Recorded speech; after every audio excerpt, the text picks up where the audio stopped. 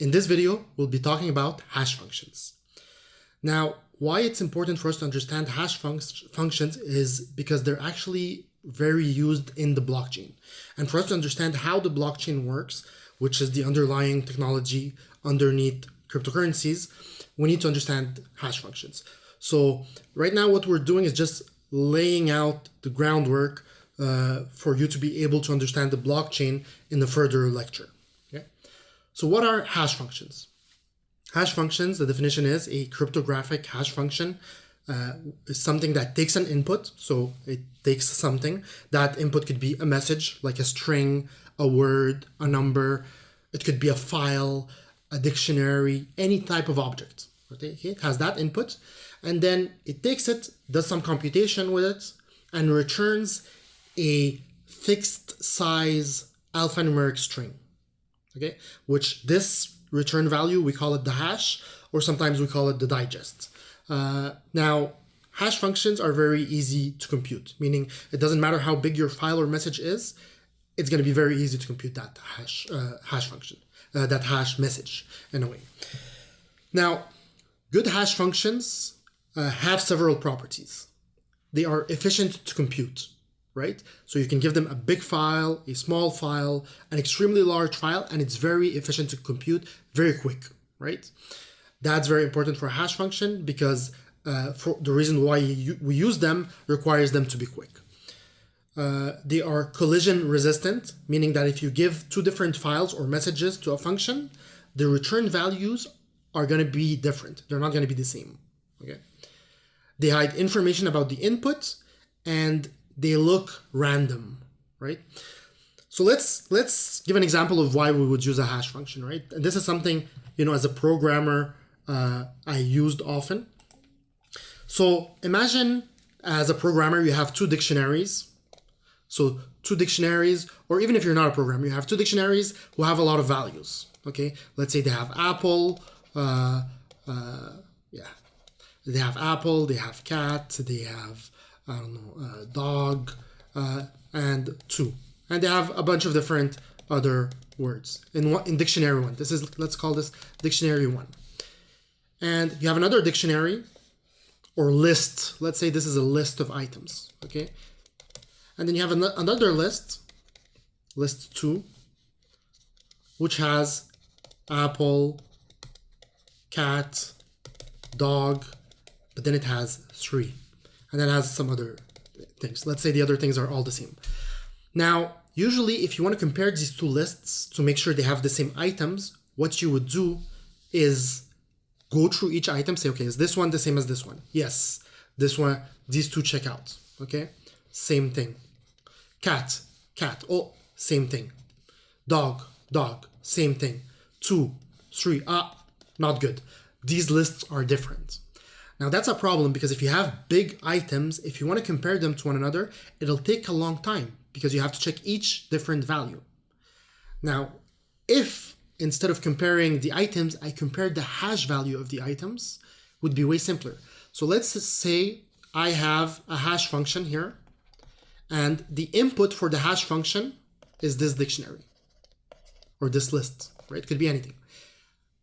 I take it in and I return a digest or a hash, right? This is the return value. And this might be a alphanumeric number, right? So it could be A1 V5. That's the return. Now, if I do the hash of this list, well, the return, the return is going to be something different. It might be A29B. So all I would have to do is compare these two hashes. And if the two hashes are different, that means these items are not the same. If they are similar, that means the item are the same, right? Because a hash function takes in an item, does some computation, right? And then returns a hash value. Now, as we've said, hash values, a property of hash functions is that they're collision resistant. So if these ones are not the same, the values that they return will not be the same. So I cannot have two different items that give me the same value. So I know for a fact if the hashes are different, the items are different.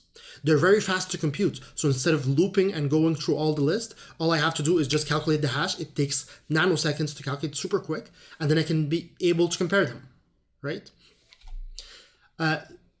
Also, if I wanted to guess what the list looked like by looking at the hash, I wouldn't be able to because it hides the information from the list, right? So I can't guess what was in the list here by looking at this, and it looks completely random, right? That fills the properties of a hash function, right? And hash functions are used everywhere, not only for applications like this where you want to compare things, but if you want to secure something. If I'm sending a file online and this file has some information, or let's say, better yet, passwords. How do you guys think companies or websites store your passwords? Let's say you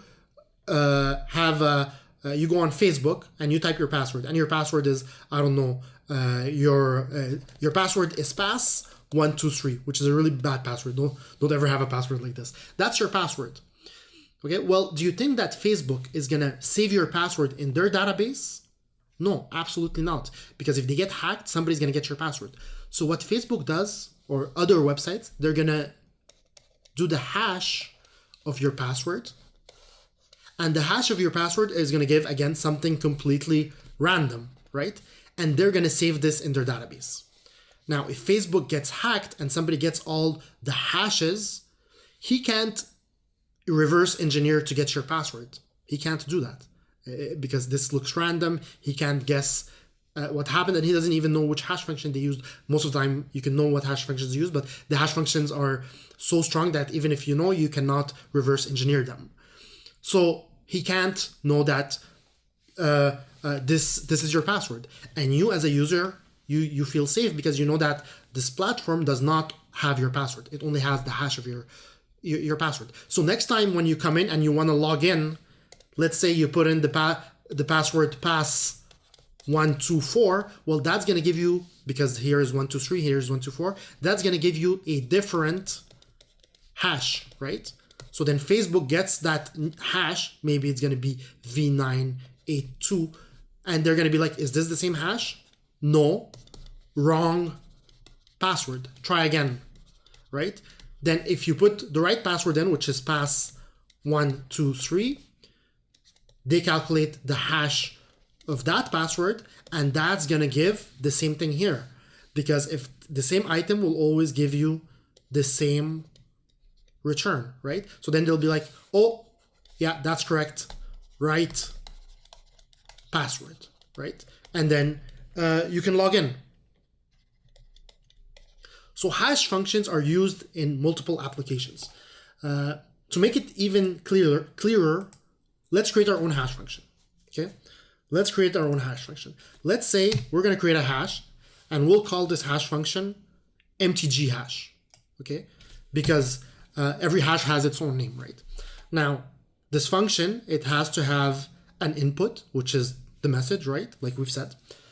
It's gonna do some work on this message, and it's gonna give us a output, which is gonna be the digest or hash.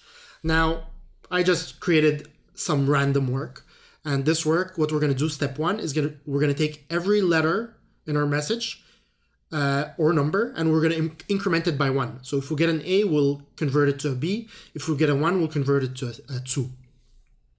What we're gonna do next is we're gonna, after each newly created letter that we've created, we're gonna add that letter's number in the alphabet. So A is 1, B is 2, C is 3, L would be 12, right? And then we're gonna return that message, okay?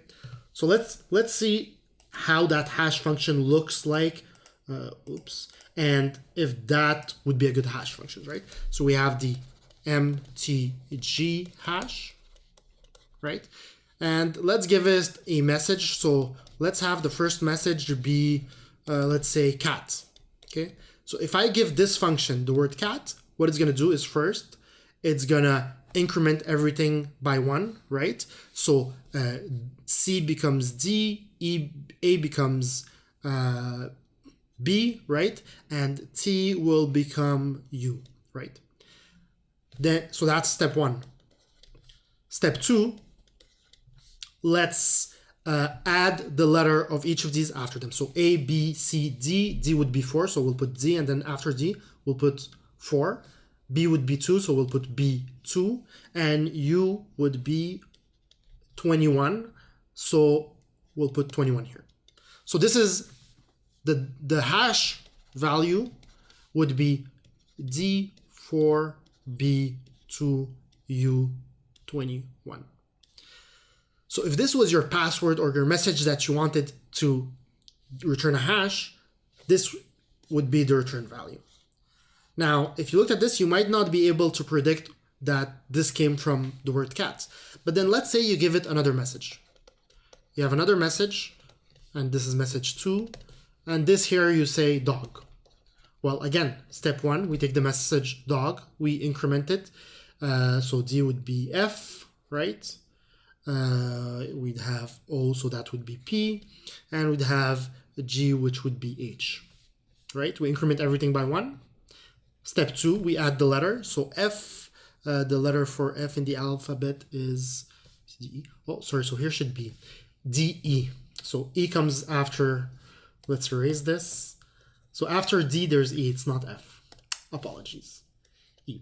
So E would be A, B, C, D, E, 5. So we'll put E5, right? Then we have P. P is the 16th letter in the alphabet. And H is going to be the 7th letter in the alphabet. So the message or the hash would be E5P16 H7. So we have this hash. Now, if you did these two messages, you might find that something is similar. Oh, we have these numbers that came in from nowhere. You know, what are these numbers here? Maybe I can take them off and they're worthless. You know? Oh, and hey, E, this is the letter after D. Maybe if I just subtract one from each of these, then D, before P is O, before H is G. Oh, I have dog. So you can reverse engineer it. And you notice that because by trying different messages, you saw that there was a pattern and you can reverse engineer it. So this would be a very, very, very, very bad hash function because it does not, have the properties that a good hash function has. A good hash function would, efficient to compute. This one was efficient to compute, very easy to compute, right? Hides the information of the input. It doesn't hide them. It doesn't hide the information. I could see that information there, right? So somebody can reverse engineer it. The output looks random. It doesn't look random. So that's a very bad hash. Collision resistant. No two messages could look alike. I guess that might be true. We'd have to test it more. But it's not a good hash function, right? Obviously not. And also the return should be a fixed size alphanumeric string. These ones were not fixed size. If I had a longer message, it would return a longer message. So that's not a good hash function. Now, if you want a good hash functions, we can look at the other ones, but this really serves to show you what is exactly a hash function. Anybody can create their own, but if you really want to create a good hash function, it's super hard, right? Now, these are actual hash functions, right? There's the message digest 5, which was one of the first ones created.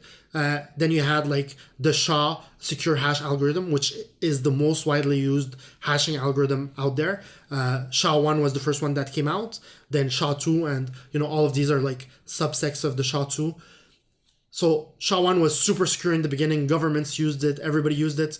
Now, with computing power being so strong, people have been able to reverse engineer it. So it's not a secure hashing algorithm anymore. People don't use it. The most popular one right now is the SHA-256. It's actually the one that Bitcoin, the Bitcoin protocol uses, right? So these are very secure, SHA-256, 384, and there's way many more hash functions, right? Very secure hashing algorithms. And we can look at it right now and see how secure these ones are, right? If I open this, let's see here. So yeah, you have, what's this? You have a bunch of websites where you can give a message and it returns you the hash based on that algorithm, that cryptographic hash algorithm, right? So here there's a website that converts things based on the SHA-256 cryptographic hash function. If I go here and I say cat, well, this is the hash of cat, right? Cat, T. This is the hash of cat. Now you see that this looks absolutely random. It hides the information from here. You cannot reverse engineer it.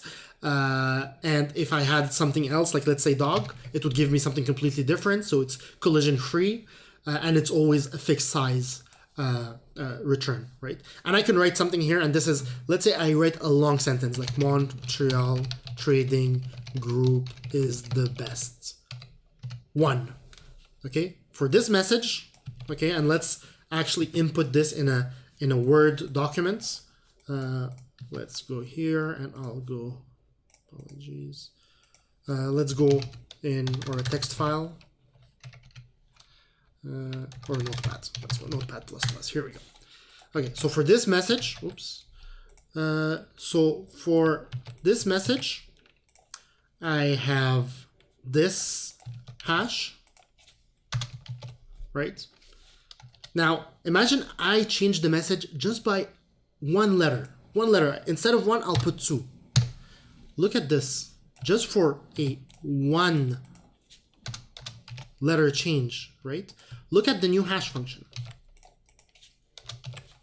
It's completely different. Completely, right? So this algorithm is so good that if you change just slightly anything, the return is completely different. So if you compare the hashes, you know the variables are different. Very secure. You can't reverse engineer it. So this is a secure hash function. And again, this was just to, make you understand what hash functions are, how they are used. They're used everywhere for security, and there are very strong hashing algorithms, and there are weaker hashing algorithms. And with times, we need to evolve the hashing algorithms to make them stronger because computing power becomes better, and then weaker hashing or even hash functions that were strong at one point become weak, and then we need to use something more secure.